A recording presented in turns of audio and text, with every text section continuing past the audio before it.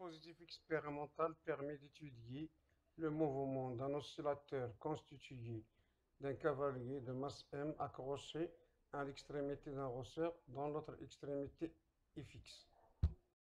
On utilise un banc à coussin d'air.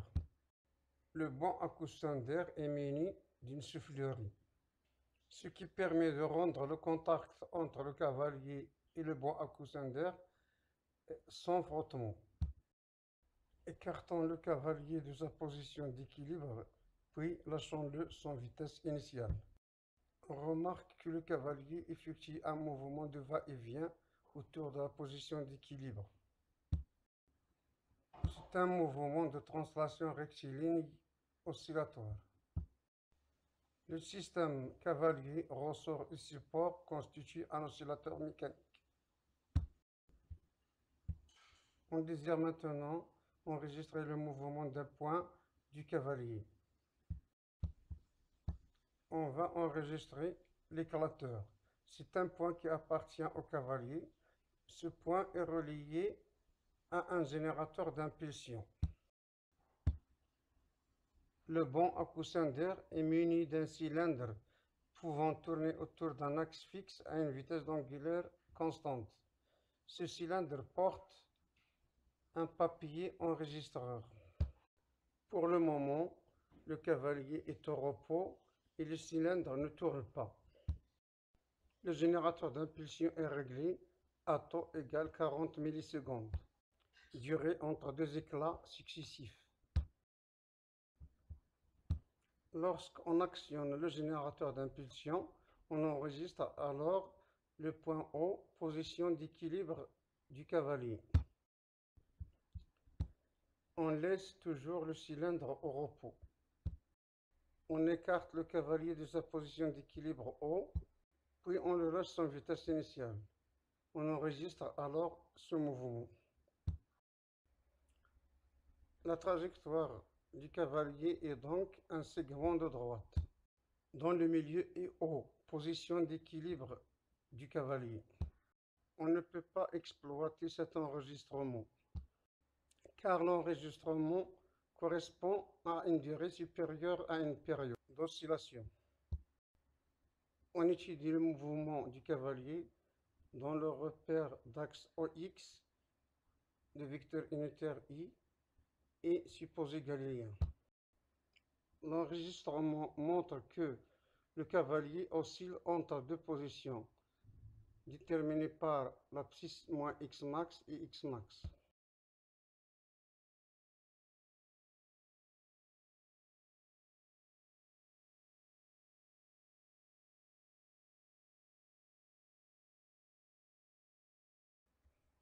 Pour cette étape, on fait tourner le cylindre et on doit laisser le cavalier à sa position d'équilibre.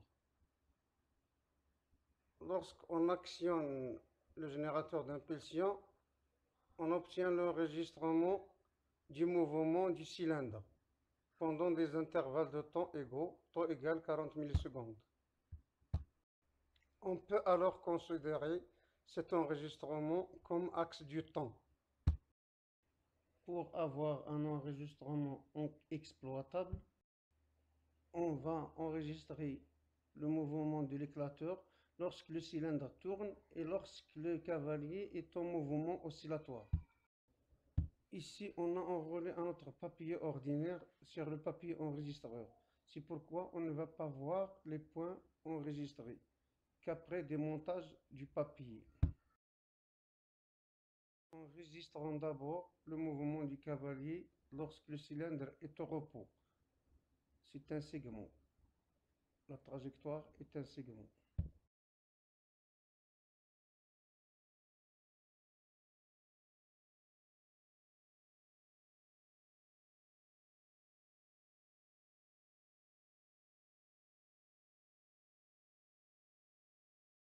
Avant de démonter le papier, on fait tourner le cylindre et on enregistre le mouvement du cavalier lorsque le cylindre est en rotation.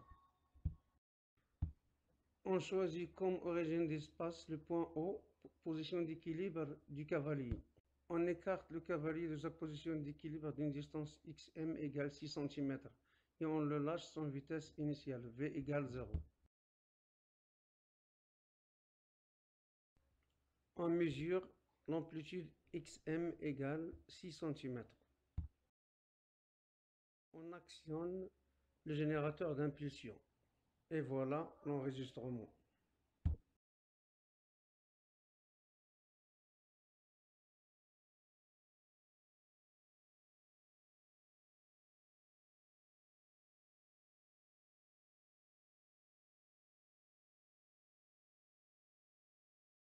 O, c'est la position d'équilibre du cavalier.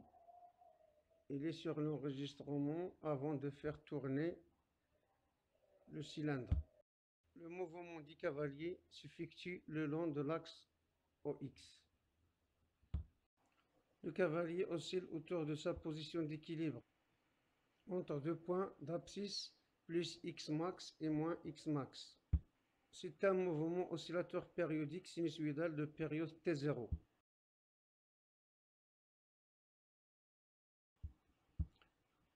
On détermine la valeur de la période propre T0 en comptant le nombre d'intervalles taux entre deux points successifs d'élongation maximale. T0 égale n fois taux avec taux égale 40 millisecondes et n0 égale 24. T0 égale 0,96 secondes. C'est la période propre des oscillations. L'amplitude des oscillations est la valeur de l'élongation maximale. A égale x max égale 6 cm. On a choisi le repère d'espace d'axe OX, l'axe qui porte la trajectoire du mobile. On va choisir l'origine des temps t égale 0, l'instant où la valeur de x est égale x max. L'origine O est l'origine des axes des espaces qui coïncident donc avec l'origine des temps. L'axe des espaces OX est tracé en jaune et on trace l'axe des temps en rouge.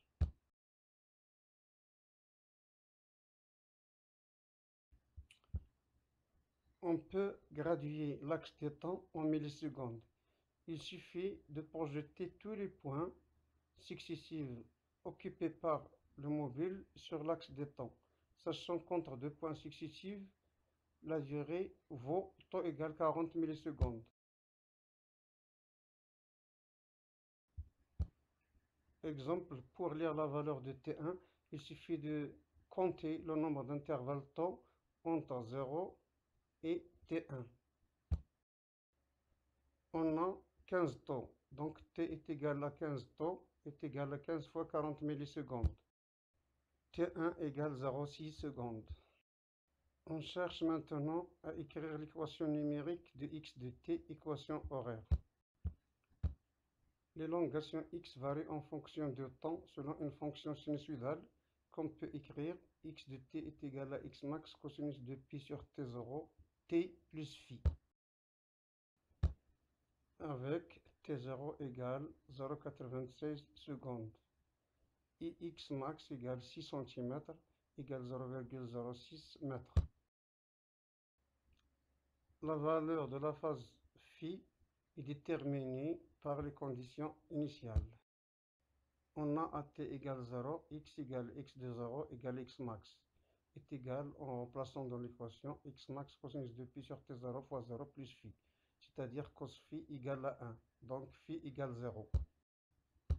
L'élongation x de t s'écrit x de t égale 0,6 cosinus de pi sur 0,96 t, ou encore x de t égale 0,06 cosinus 6,54 t.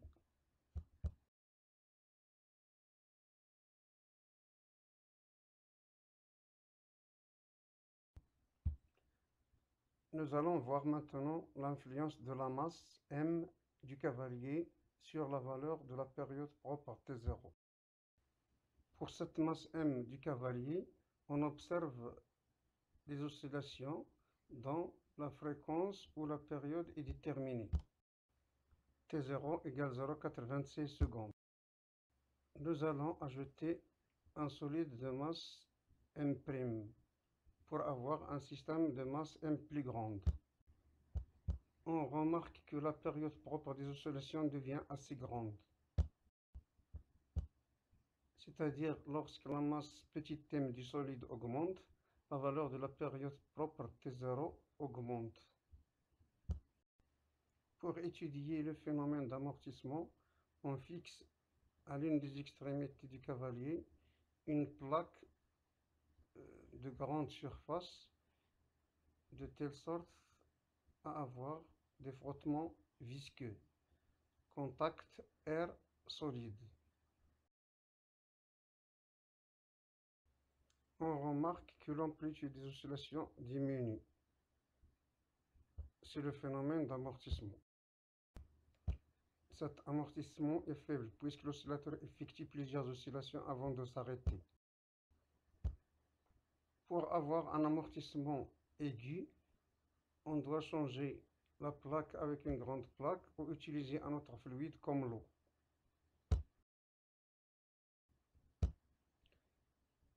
Nous allons montrer que l'oscillateur effectue presque le même mouvement, même si le banc à coussin d'air est incliné.